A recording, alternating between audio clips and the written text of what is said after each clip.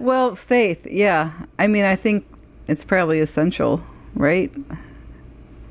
Is it? But what is... Is it? Well, I think you think of, from a psychological resilient standpoint, people need some sort of faith in their life. And it doesn't necessarily mean religious faith or faith that the outcome is going to be something that we benefit from or that we learn from to move forward. Well, what if that's wrong? I mean, what if the outcome, what outcome? The outcome of their life? The outcome of each event? I think that, I guess what I was saying is that there are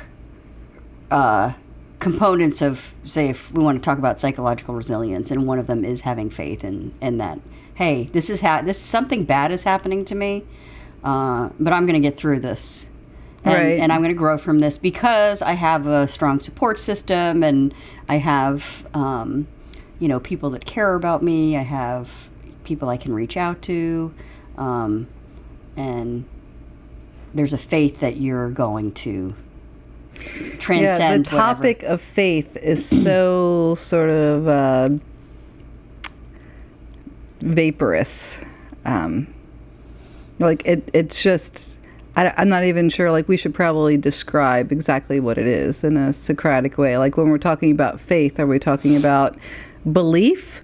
Are we talking about divine faith? Or, like, what kind of faith are we talking about? Faith just in ourselves? When Dave mentioned the word, my immediate reaction was faith in as it pertains to religion, and then that sent me on this trajectory of how I was brought up, and then where I am now, and how that term faith to me sometimes, there have been times in my life where I have just like this negative visceral reaction to it, because I go to a religious construct, not to, people can have faith and be atheists. People can have faith and be agnostic, right? And I think that, I don't know, that's where I went with that word, and it means something completely different to me now than it did when I was younger. Right. So if you don't have religion, you can still have faith. Yeah, exactly. And I think also it's a tough word, right? It is a tough word. Because it's loaded. And it can be, like you said, vaporous. It can be vacuous too, right? I mean, it can be nothing. I mean, it could just be a word. It doesn't elicit an emotional or spiritual response, which is right, like hope, sort of like hope. Hope is, to me, if somebody said, "What does that mean to you?" I would say I personally sort of extract hope from faith. It doesn't have the same response in my body as the word faith Right, it's does. more neutral. Yeah. So faith is a loaded word. So what's so you said hope. So the opposite of hope is despair, right? Maybe. Okay. So what's the opposite of faith? Yeah, what is the opposite of faith? It's an interesting thought or question. Right, it's almost like a disbelief. Right. So faith is you believe in something, you believe in some outcome, or you're hoping for some outcome. And I'm not sure what the opposite of that is. But you think as a culture, right? We are fairly deeply steeped in religion, obviously, right? Mainly Christianity. And you think people, and this is a generalization, but people often associate faith with religion and a belief in something, right? Unless you're a scientist, then you maybe have faith in your empirical data. Right. Yeah, exactly. So, but as a, I won't get into my, long path of belief systems or faith-based systems or what have you, but believe today that the strongest faith I can have is in myself. Mm-hmm. You know, and my ability to just show up in the world. Mm-hmm. As best as I can. Mm-hmm. And it's not perfect, but... Right. So, for me now, it radiates from within, not from something that is, you know... Some external force that you're trying to... Or something that's saying, that's interested in me as a person, that it's dictating my outcomes. Like, no, I'm dictating my outcomes. So there is that phrase, hallelujah anyway. Is that an Annie Lamott? Sounds like an Annie Lamott thing. I'm sure she probably said it once too. I think I heard Van Jones say it. You know, referring to the generations of slaves in this country that had such a strong faith. Right. How do you have that much faith when you're continually being oppressed, enslaved, killed, you know, exploited? And that's the hallelujah anyway. Right. You know, which became a survival mechanism for the community, right? Yeah, so faith can be a survival mechanism. And it goes beyond, you know, having an outcome that is beneficial, because it didn't seem very beneficial to them, and yet they persevered. And they felt that they were going to be protected. Mm-hmm. And they... by observing that faith. Right. And right, things are shitty now, but guess what? It's over there. It's going to be a lot better. Mm-hmm. Yeah, that's interesting. That's an interesting point. Mm-hmm. Yeah, it's kind of a faith. And you know, you do, or you think, I mean, that as an example, you think of, so let's talk about the shootings in Charleston, right? Mm-hmm. I mean, you know, obviously there have been many since then, but I invited you to come to that program at the Aspen Institute, Revenge and Forgiveness, or Vengeance and Forgiveness. Right. And so one of the women that was there was from Charleston, and she was a member of the church, and she had, you know, the people that were killed were her friends. Mm-hmm. And she was relaying one of the fathers of somebody that was killed said, because everybody had faith, they were at the church, it's assumed you have faith. Right. So you need to forgive. Right. Your faith dictates that you need to forgive. And he's like, I can't do that. Mm-hmm. I'm not there. Right. I'm sorry. Why are you expecting us to, you know, just glaze right over this? I mean, I'm paraphrasing, obviously, for him, but you know, and she made the point that she made was, why can't we get angry as a community? Why does everybody expect us to go directly, because of our faith, to that point of forgiveness? Well, and a lot of them did. Well, a lot of them did, and I actually have to say that I was amazingly impressed with them acting out their faith or their religion, and being able. I mean, anger and revenge is sort of a normal way to go, but it seemed like they pretty quickly saw the perpetrator as a victim, and saw the suffering that they endured as something that they could forgive. I mean, the same way that Jesus forgave the people that were nailing him to a cross. Right. I mean, like, that's who their savior is. You know, like, if they're in that church and practice that faith, forgiveness is a big part of it. Not saying that you can't be angry, but eventually you've got to get to forgiveness. But you're, like, you think, and I just like taking it down to how you feel physically when something like that happens, and the things that you have to go to in order to get to a point of, you know, am I really okay with this? Like, I'm expected, somebody's dictating to me that because of my faith, like, I need to forgive, and I can't do it. I can't, you know, it's like you feel it in your body, like you've had tremendous trauma and loss. And there's a process that we have to go to reconcile, I guess. I listened to Valerie Kaur do a lecture, and she is a Sikh. She's a lawyer and an activist and works for Stanford for the last 15 years now, but she was 20 when 9/11 occurred. And her uncle was one of the men.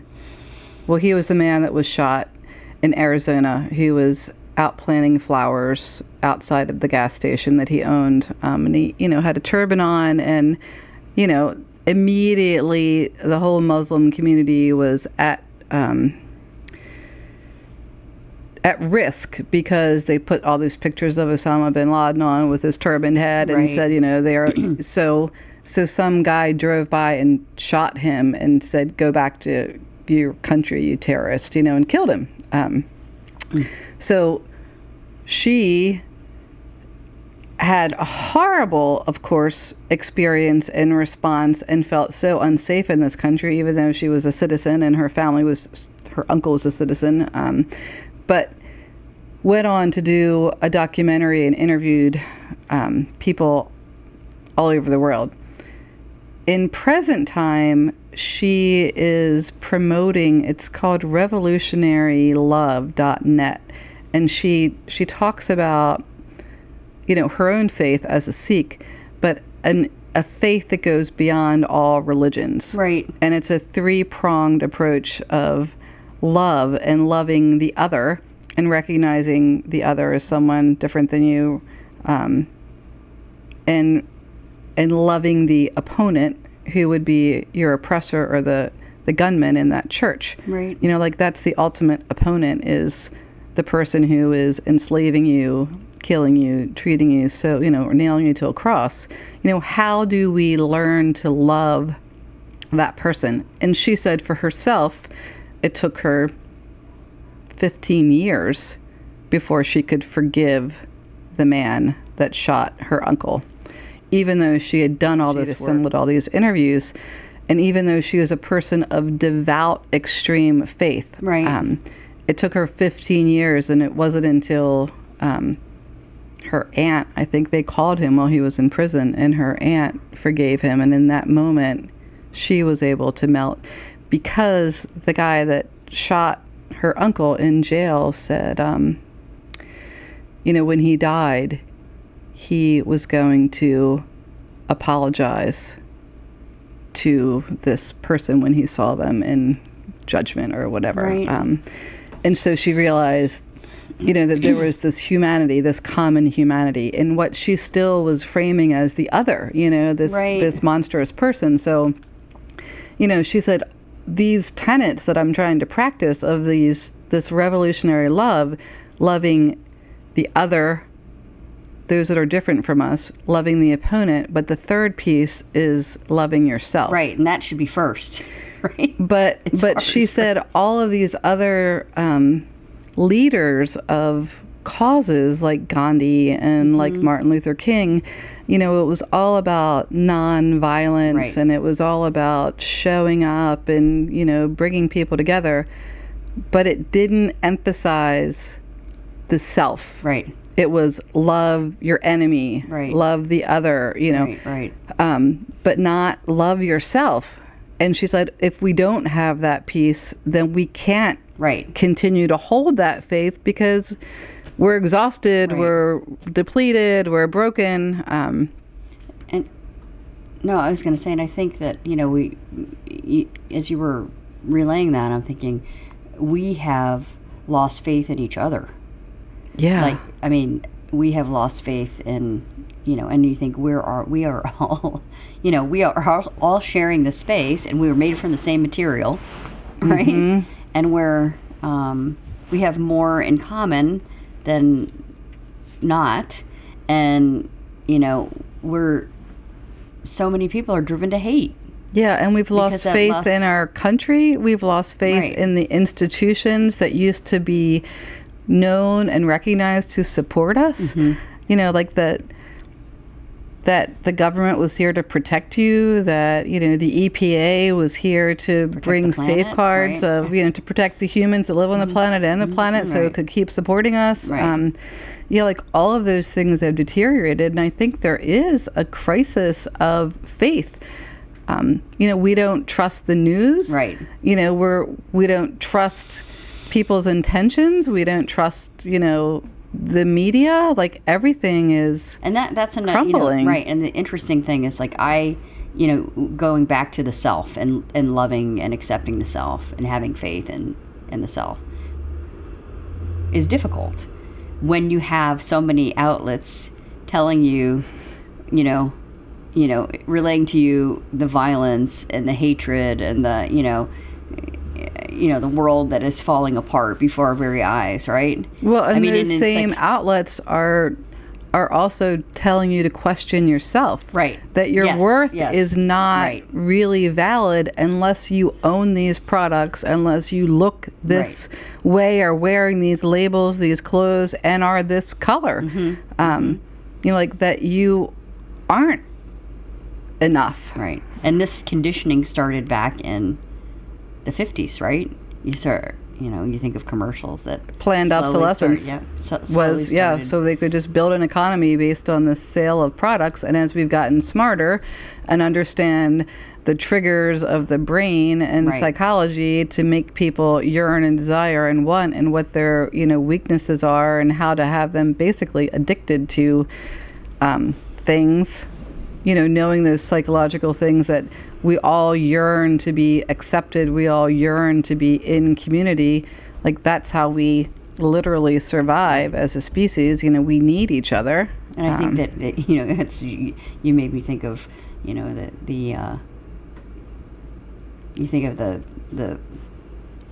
gross commercialization of just about everything, and how it feeds your insecurity of you not being enough or having that. And it's like, as we're talking, I'm like, how do you get the genie like back in the bottle? How do we start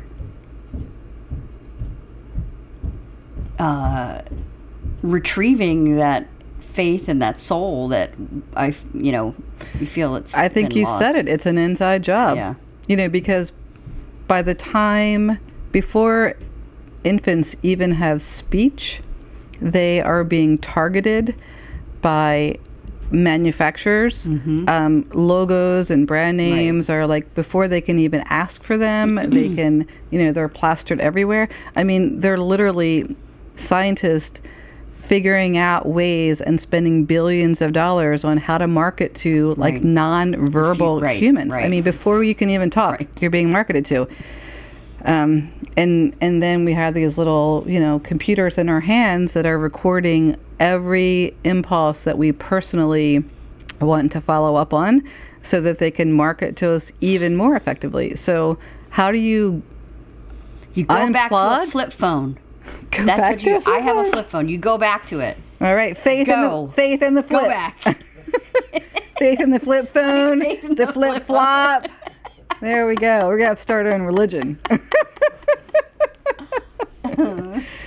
Yeah, it can be daunting to think about how you actually reverse some of these things that we know are working against us, as a society, as a world, as a culture, or even to get people to agree or understand that might be the case. Right. Because a lot of people's jobs and the economy is based on what we're thinking maybe should be unraveled. Right. Yep. Yeah. So we have faith that we're screwed. Amen, sister. A little depressing. Well, no, and I think that it's you and I have these conversations, a lot. I've referenced this in another topic, that I remember sitting at the restaurant and I was saying to you, I just don't feel like I'm doing enough. I feel like I could do more. And you're like, look around you, look what's, and when you're feeling like, when I'm feeling overwhelmed about, my God, what is happening to this world? Like what, and you feel despair, and that you said the opposite of despair is hope, but I guess the opposite of faith could be despair too, right? Because faith, the way we're talking about it now, faith it seems isn't like always, it's a plus. Is faith always optimistic? Yeah, or I don't know. or is faith just knowing? I mean, from a Buddhist perspective, it's not about clinging to anything. No, it's not about clinging to an outcome or a success. It's about being unattached and releasing and having faith that there will be suffering and there will be joy. Like you're going to get both of those. Away. And nothing is permanent. Away, right? Exactly. But it's interesting, as you said, it is, does faith, is the word, does it actually mean that there's going to be a positive outcome? And I think that, when you said that, I said, yeah, I think actually I do believe that results in a positive outcome. Well, what is positive? I don't know. Yeah. Right, I don't know. Yeah. I mean, is it, and it goes back to how you handle it positively. If you have a negative outcome, how do you handle it? Do you handle it? Does it make you crumple up and fall on the floor? And are you allowed to crumple up for a minute before you forgive? Right. Those are the things. Like, I think that's why, like, defining what it is even before we discuss is, like, important, or just, like, trying to figure out all these words that we throw around haphazardly. Right. Like, what are we even saying? Right. Like, they become these sort of, like, low cliches that don't even hold any meaning anymore. Well, and it's probably, you think about when you say a word, how does it affect you physically? Like, do you feel it, or is it just, like you said, is it just lip service? Is it a word that's coming out of your mouth that holds no weight, holds no meaning? Keeping the faith. I mean, on the back of my car, I have a bumper sticker that says "Believe." What the hell does that mean, Sue? Believe. I know. It's right next to coexist. I know what that one means. And maybe it's the two words together that give it the weight. And maybe faith without something next to it doesn't have the same meaning or depth.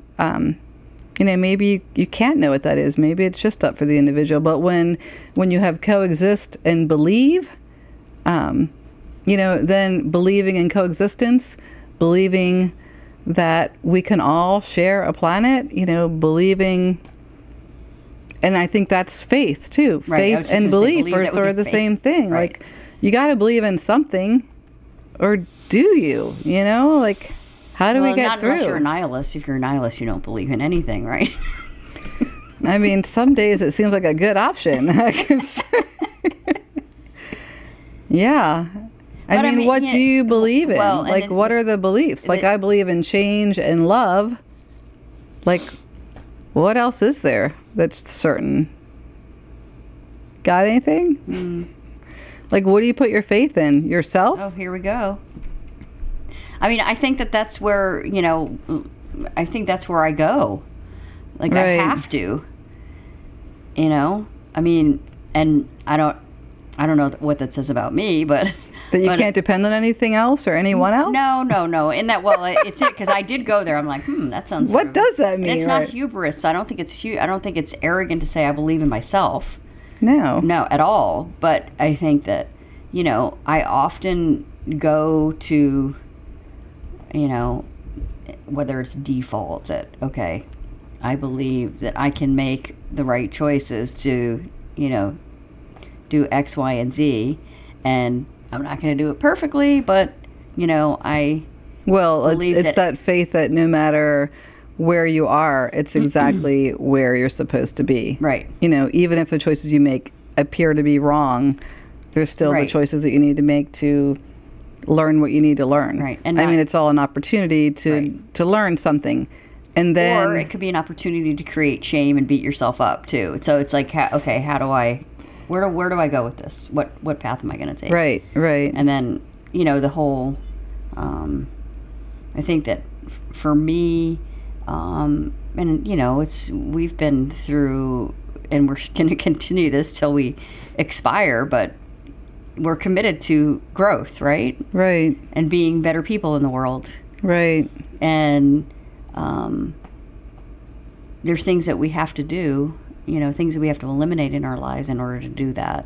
And I think that, one thing that I think that you and I are committed to is sort of, extracting ourselves from a lot of stimulus that is thrown at us every day. And then trying to parse through things that we hear. I mean, does that really make sense? And that is like, do we have faith that everything we hear is true? Right? Right. So do we accept it at face value? Like a lot of things. I think that James Hillman said, he was one of Jung's contemporaries, another psychologist. And, there's this sort of righteous indignation that he said, people are like, all right, these political gatherings, like, that's wrong. Right. And we're like, well, if you don't have the answer, we don't, like, then you can't say it's wrong. And his thing was, no, if it feels wrong to you, if it just feels like it's wrong, you don't have to have the answer. Say what you're feeling. Right. Have faith in what your intuition is about that. You do not have to have the answer, but you can still call out the institution for, like, that's wrong. Right. These people should not be suffering. Something's wrong. Maybe I don't have the answer. Maybe we need to look at this. But there is that, like, having faith in just your response. But, and then you think what, a lot of people's responses are, if we're going to get deeply philosophical here, are not their responses. Oh, they're the ones that have been programmed in by all of these things. So Right. It's like, how do you... Right, how do you parse that out? I mean, yeah. Right. So I think it's...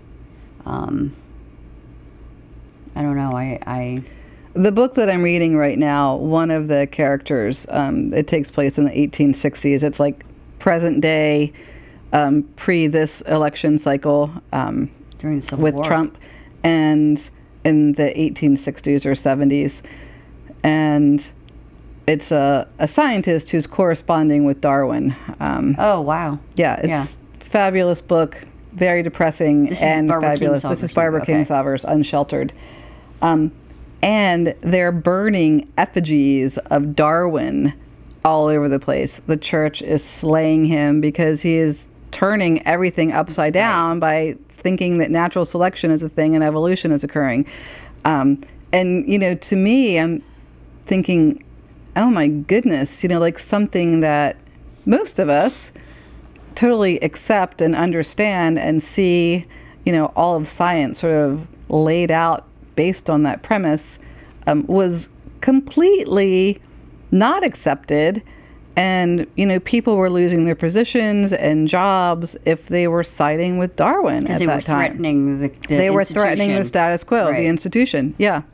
And to have that, she's one of my favorite authors. So to have her sort of paralleling these two time periods, the present day, and then, which also emancipation happened in 1865, right. And it's a pretty big era.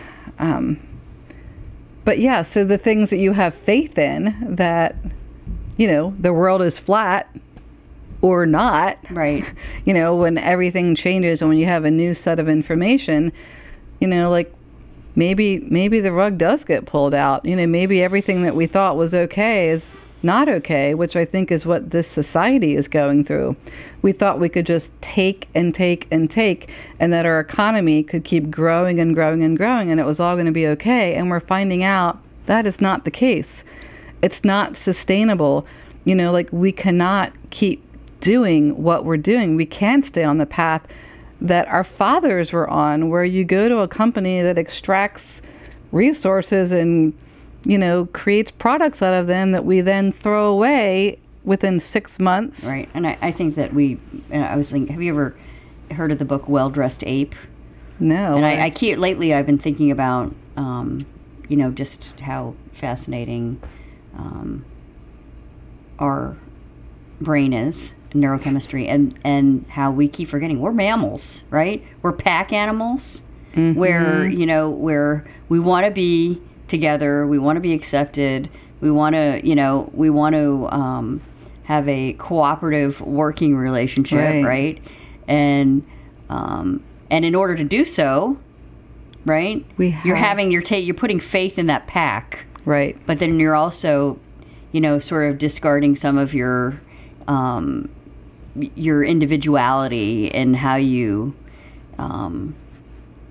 right. behave, right? I mean, right. And we are such an individualistic society, rugged individualism.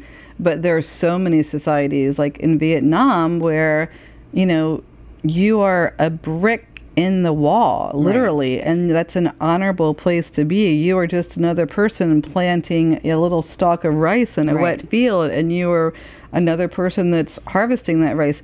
And that is completely honorable, and there is a collective sense of community where their egos have not been, praised so much. And I think they're happier too. I mean, I think that's where, you know, we've done the experiment in individuality. And we have more... Or no, it's not individuality, actually. I think it's more self-reliance and, you know, a healthy dose of selfishness. Right, which right. has made, because I think you can be an individual in a group, right? Mm-hmm. But, you know, as soon as you become, you know, self-obsessed and selfish, then, you know, you're sort of breaking up the cohesion of the group, right? Yeah, but so I think we've been also taught that, like, each of us is so important, and we have our own gifts, and we need to... Yeah, I don't know. There's something really different about the East and West cultures and how the individual plays in that. And, you know, I don't know if it's about happiness, and I'm not sure how that relates to faith, but there is some kind of link to, you know, when we say faith, that things are going to work for me. Right. You know, things are going to work. It's going to work okay for you. Like, there's, you know, like your prayers will be answered. Your prayers. And are prayers about everyone being okay? Right. Or is it just about my own personal okayness? And, you know, like maybe that's it. You know, like maybe true faith is about hoping for all to be well, you know, including the grasshoppers and the stars and all of the humans, regardless of what color they are or where they live or whether or not they got to have a college education. So let me ask you a question. Please ask me. Do you have faith that we're going to get there someday? I have to say today is not a great day for me, and I feel slightly pessimistic. I do read a lot, and I read a lot of environmental journals as well as, you know, lovely Barbara Kingsolver fiction. Mm-hmm. And, yeah, it's not looking good for a country that is declining to interact on a global level when the issues that we global. It's not just about global trade. It's also about the sacrifices we need to make in order for everyone to be able to be sustained. And the greatest motivator is pain too, right? I mean, we're experiencing as a nation, as a planet, a tremendous amount of pain. So will that set us on another path? Pain is not always a great motivator. You know, like you could. Torture does not... I don't mean torture in that. I mean, how about discomfort? Yeah, so discomfort. I don't mean pain as in a physical... Okay, but unfortunately, as humans, when there's discomfort, we've also been taught to, and you know, in this culture, to anesthetize it. Right. You know, to drug yourself, to, you know, drink yourself, to like fill yourself with whatever it is that will take that suffering away. So it does not lead, unfortunately, to clarity and like great decision making or the changes required. So, you know, are we going to make it? I mean, make it is a vast term. You know, I believe that the soul is on another journey after we're here. Mm-hmm. I believe this is our meat body. It's temporary. Mm-hmm. You know, we get to inhabit it for a while and we get to taste things and touch things and experience the world in a different way. But I don't know. I think the world's going to make it.